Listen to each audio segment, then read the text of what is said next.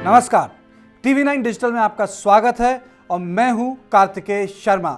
सियासत की बात में आज मैं आपको बताऊंगा कि जो दानिश सिद्दीकी की हत्या की गई है रॉयटर्स के हिंदुस्तान के चीफ फोटोग्राफर की कांधार में, यह कोई ऐसी बात नहीं है जिससे आपको ताज्जुब हो। इस पे तालिबान मिला है और पूरे के पूरे जिस इलाके में दानिश सिद्दीकी रिपोर्टिंग कर रहे थे, बता रहे थे कि किस तरीके से अफगान फौज वहां डटकर मुकाबला कर रही है तालिबान का, उसको इतनी ताकत कैसे मिल रही है। मैं आपको बता दूं कि दानिश के साथ मैंने भी काम किया है 2008-2010 में के बीच में। हम दोनों हेडलाइंस टुडे में काम करते थे, दोनों एक साथ पॉलिटिकल ब्यूरो में काम करते थे। उसके बाद उनकी रुचि बदली और धीरे धीरे उन्होंने रुख कलम छोड़कर कैमरा की तरफ किया, जी हाँ, स्टिल फोटोग्राफी। और फिर उन्होंने अपनी रिपोर्टिंग बांग्लादेश में की, हिंदुस्तान में की, पैंडेमिक में की और इस वक्त अफगानिस्तान में कर रहे थे। लेकिन जो भी घटनाएं हो रही हैं अफगानिस्तान में, ये सब जुड़ी हुई हैं। ये सारी घटनाएं एक ही तार से जुड़ी हैं और उस तार का नाम है पाकिस्तान। देखिए, कांधार में जहां दानिश रिपोर्टिंग कर रहे थे उसके ठीक 147 किलोमीटर दूर स्पिन बोल्दक के इलाके में पाकिस्तान ये कह रहा है अफगानिस्तान से कि अगर आपने हवाई सेना का इस्तेमाल किया और आपने तालिबान को हटाने के लिए एरियल बॉम्बिंग की या हेलीकॉप्टर का इस्तेमाल किया तो पाकिस्तान अपनी फौज का इस्तेमाल करेगा।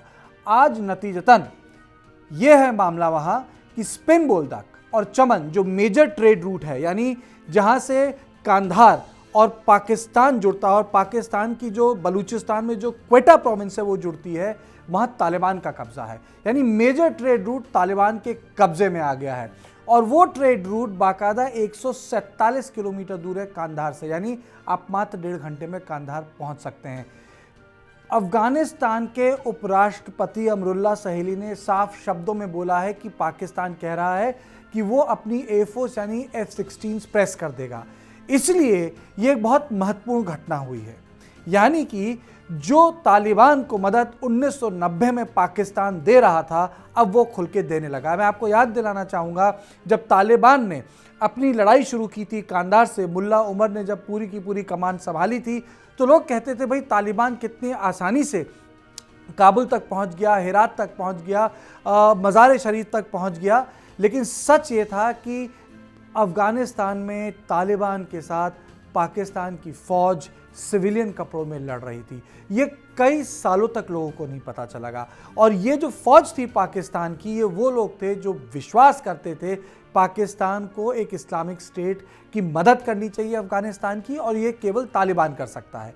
यही चीज़ 25 साल बाद दोबारा हो रही है। अभी तक पाकिस्तान कहता था कि मैं मॉरल सपोर्ट देता हूं तालिबान को, हम तालिबान को नेगोशिएटिंग टेबल में लाएंगे, हम तालिबान से जो प्रॉमिस लेंगे दोहा पे उसको इंप्लीमेंट कराएंगे अफगानिस्तान में।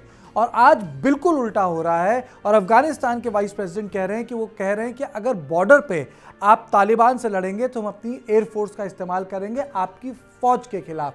यानी कहीं ना कहीं ये संदेश साफ है कि तालिबान का कब्जा पूरे अफगानिस्तान में जल्द से जल्द हो जाना चाहिए। यानी पाकिस्तान अब तालिबान को पुश कर रहा है कि वो अब दक्षिण अफगानिस्तान से निकलकर पूरे के पूरे यानी मध्य अफगानिस्तान, उत्तर पूर्व अफगानिस्तान में अपना कब्जा कर ले। ये कोई छोटी बात नहीं है, क्योंकि इससे एक चीज़ साफ होती है, अगर पाकिस्तान की फ़ौज अपने इर्रेगुलर, अपनी एयरफोर्स, अपने हेलीकॉप्टर का इस्तेमाल अफगान सरकार के खिलाफ करती है तो अफगान सरकार तालिबान के सामने टिक नहीं पाएगी।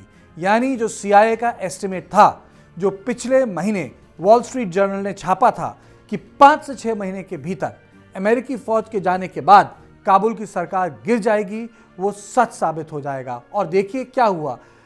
दानिश सिद्दीकी अकेले कैमरा लेके नहीं घूम रहे थे। दानिश सिद्दीकी बाकायदा वहाँ की स्पेशल फोर्सेस के साथ एम्बेडेड थे। उनकी रॉयटर्स में तस्वीर है, वो दिखा रहे थे जब वहाँ की अफगानिस्तान की स्पेशल फोर्सेस उनके ही कुछ फंसे लोगों को एक्सट्रैक्ट करने कांधार गई थी, तब तालिबान ने मिलकर हमला किया था। यानी आप सोचिए कि जिस देश के पास हवाई सेना हो, जिस देश के पास हेलीकॉप्टर्स हों, जिस देश के पास अपने विमान हो, वो अपनी फौज की मदद नहीं कर पा रहा है। और इसी पूरे के पूरे एक्सट्रैक्शन प्रोसेस में, जिसकी तस्वीरें उपलब्ध हैं, आप ट्विटर में भी देख सकते हैं, वहीं दानिश की हत्या हुई। तो साफ है इससे कि किस तरीके से पाकिस्तान पूरे के पूरे अफगानिस्तान को डिस्टेबलाइज कर रहा है और साफ तौर से कह रहा है कि वो अपनी हवाई सेना का इस्तेमाल करेगा अगर आपने बॉर्डर एरिया से भगाने की कोशिश की, क्योंकि पाकिस्तान चाहता है कि अब तालिबान के पास यानी जलालाबाद से लेकर स्पिन बोल्दक तक जो सारा बॉर्डर है वो तालिबान के कब्जे में हो, वहां अफगान फौज के कब्जे में नहीं होना चाहिए। ये एक बहुत ही बड़ा डेवलपमेंट है, एक दुखद डेवलपमेंट भी है, क्योंकि एक पत्रकार को मारा है और सबको पता था कि जब कोई पत्रकार इस तरह के ऑपरेशंस में पार्टिसिपेट करता है कवरेज के लिए तो उसके ऊपर लिखा होता है प्रेस, यानी टारगेटेड किलिंग थी, जानबूझकर मैसेज देने के लिए ये किलिंग की तालिबान ने, दिखाने के लिए कि वर्चस्व केवल हमारा है। दुनिया को अपनी आंखें खोल लेनी चाहिए कि आप ये सोचें कि एक दानव से आप सुलह कर लेंगे तो आपको खाने नहीं आएगा।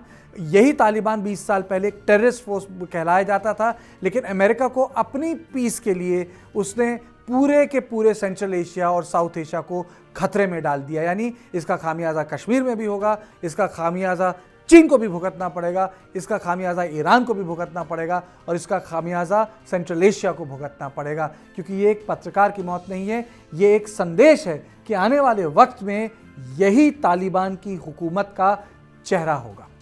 तो सियासत की बात में बस इतना ही। देश और दुनिया की बाकी खबरों के लिए आप देखते रहिए TV9 डिजिटल।